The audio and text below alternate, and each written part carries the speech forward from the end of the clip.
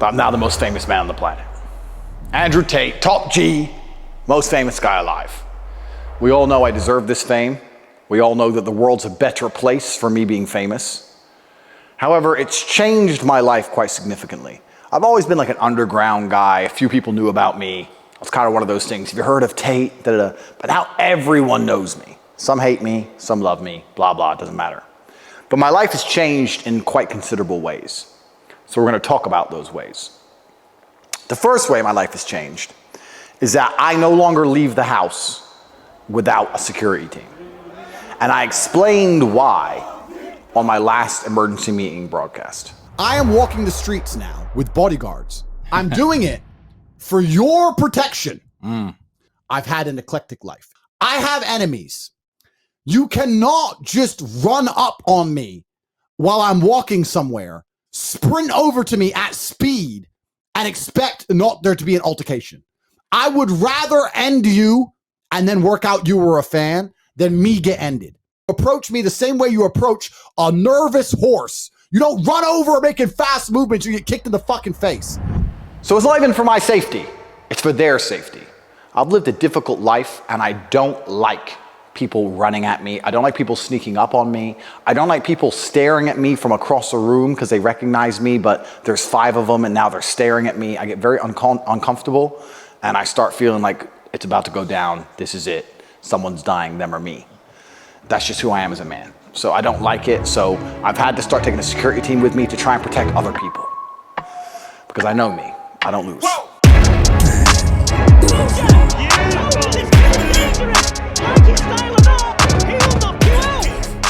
I'm getting nervous already. I live on edge. I've had a hard life. Now what happens when I go out the house, even though I have a security team, I get asked for photos all the time. And that's fine, right? If someone wants a photo with the top G, I don't blame them. Top G, right? And it's hard for me to really say no. If someone comes up and goes, Tate, you're my hero. Can I have a picture with you? I can't really say no. I'm your hero, but fuck off. You're broke. Go back to your wagey job. I will not take a photo with you. You do not deserve 3 seconds of my time. Get the fuck out of here. It's difficult to do, right? So you kind of have to say yes, which is fine. But then across an entire day, if I'm out in public, if I'm amongst the peons, when 100 people are asking for my photo all day, it grows very, very tiresome. I'm not complaining. I'm just stating a fact. By time number 87, hey, can I have a photo? I got to get up from my table, stand, I'm eating, I'm with people, I'm in the middle of conversations. It gets very frustrating. So yeah, okay. And then the worst thing is, most people aren't even competent people. It's amazing like the level of incompetence people wander the earth with. Their idol, their god, top G, agrees to take a photo with them. And then they're all like, okay, get their phone out, fumbling with the phone, asking their friend, can you take a picture? And then their friend's like, how do I use Flash? And now it's like a 2-minute thing, 3-minute thing. He can't use Flash. This guy wants to adjust his shirt, change his hat. And I'm standing there like, bro, I'm trying to live my life, right? I know this, for you, this photo is a big deal. I'm trying to live my life. You're fucking about now. At least just go, photo, bang, boom. Okay, it's shit, whatever. That's what I got. Fine. Trying to make a photo shoot out of it very much upsets me. So now when someone starts doing that, I'm like, nah, we took a photo, sorry, bye. I'm not standing there while you take 3, take 4, take 5. Bruv, you're ugly, and you're short, and you're fat. And no matter how many photos we take, next to me, you're gonna look ugly, short, and fat. That's just life. So I don't have all day to try and bend reality. You just gotta accept it. What else happens now that I'm rich is I've realized I don't really like leaving my house. And it's not just a security concern thing. It's not just the photos, not things we just discussed, but I realize that a large part of leaving your house in general is for clout, to a degree. Like, clubs ain't really that fun. Restaurants aren't really that fun.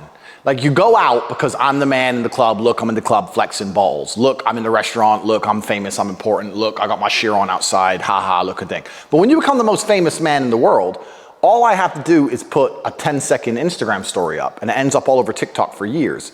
So I don't need to go to a restaurant to be noticed, to exist, to matter. Like, I can just stay in my house. The whole world's talking about me anyway, so why do I have to go to a club and spend 50 grand on bowls? I mean, 50 grand ain't nothing to top G. Minor, I can do it every single day for the rest of my fucking life. But why? To impress a few people in the club? Everyone knows who I am. I'm the big boss. So I don't really go out anymore. The only thing that really drags me out the house is dating women. And then I realized, since I became the most famous man on the planet, that dating women has changed significantly. And like most things in the world, it's all the women's fault.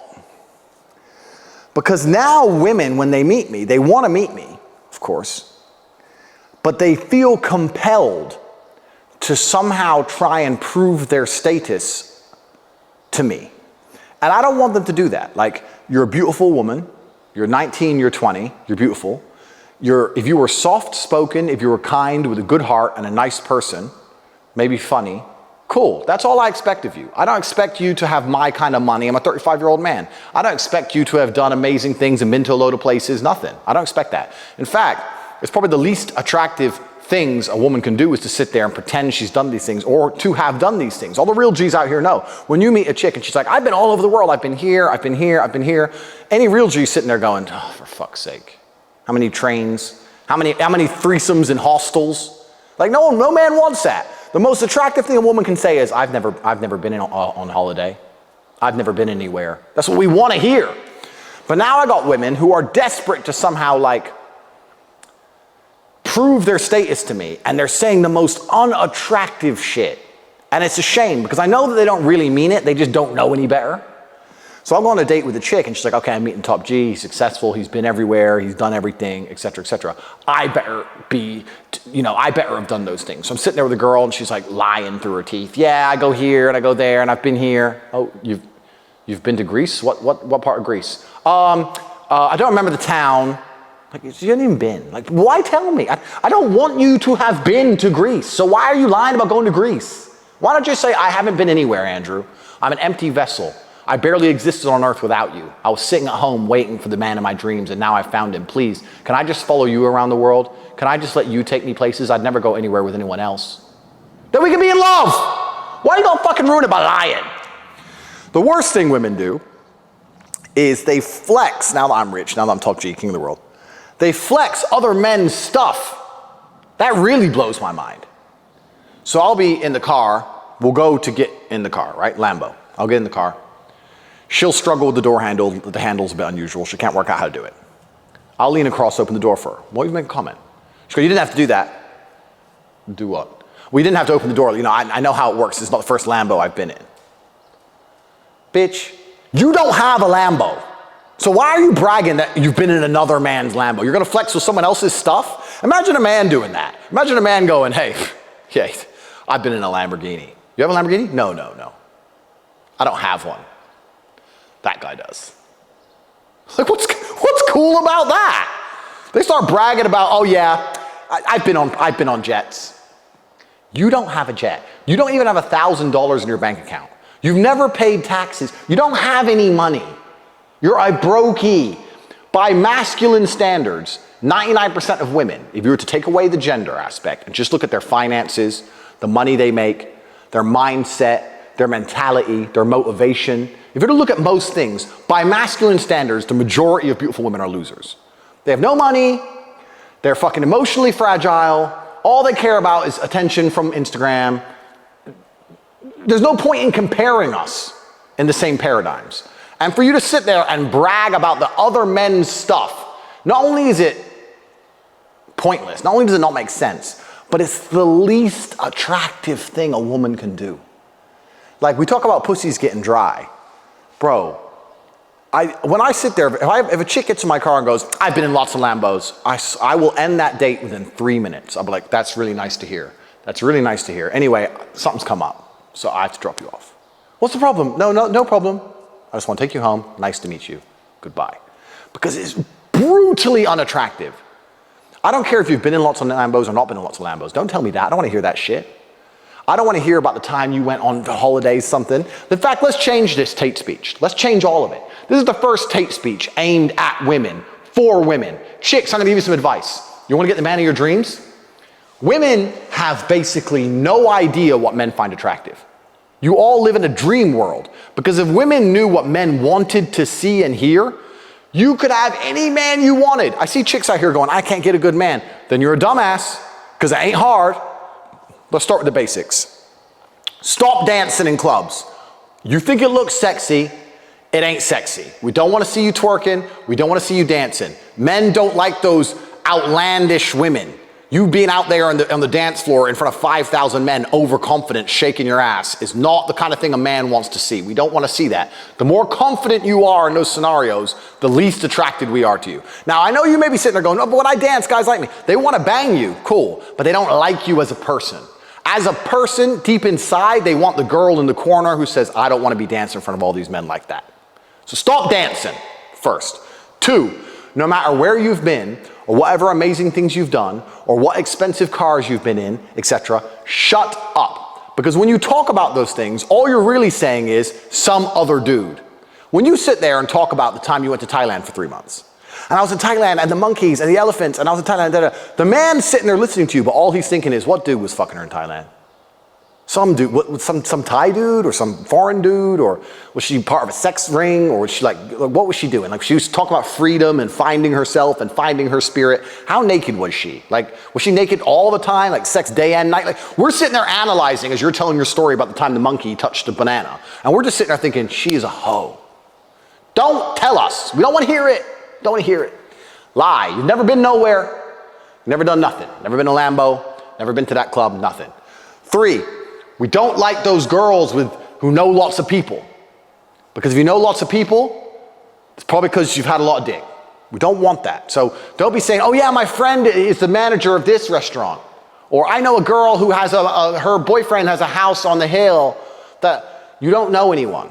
You don't dance, you ain't been nowhere, you ain't got no friends. You just stay home, you read the Bible. Even if it's all a lie. This is for you, chicks. Everyone says I'm a misogynist. I'm out here to help the women now. This is for you, to get the man of your dreams. He's probably lying to you anyway, so you can lie back. It's fine, lie. You don't know anybody. You don't know anyone important. You've never been to those parties. You ain't got no connections. You don't know anyone. Because when you talk about knowing lots of people, he's thinking about all the dick you've taken. When you talk about going to lots of places, he's talking about all the dick. He's thinking about all the dick you've taken. You talk about doing expensive things, expensive cars, etc. He is thinking about all the dick you have taken, and it is brutally unattractive. Women will sit there on a date and just talk about all these things, trying to prove their status. Yeah, I've been here. I know this guy. I've been in Lambos. And they think the guy is like, wow, she's something. Wow, that's wifey right there. Fuck no. Men may tolerate it and pretend to give a shit and put up with it because you're hot, but we don't like it. Men want to be your portal to discover the world. If I sit with a chick, I want to be the first one to take her to Greece. I want to be the first man to put her on a jet. I want to be the first man to drive her in a Lambo. I want to be the first man to give her new experiences. I want to be her portal to the world. If she's told me that she's had 50 portals before me and stinks of cum, then I'm not interested in anything more than a quick night bam. So any chick who sits there and goes, yeah, well, I spoke about all those things and the guy fucked me. Well, of course, the guy will fuck you no matter what you talk about. You could talk about having fucking IBS and he'll still bang you. But it ain't gonna make him attracted to you deep in your heart, in your soul. So this hate speech is kind of deflected. Since I've become super famous, girls are saying all the wrong things to me. And then I came along because I don't want people to call me misogynistic, and now I'm helping women to do better. So I'm now a female dating coach. I've changed from the masculine side, I'm now on the woman's side. Women, shut the fuck up, and you might find a man who loves you.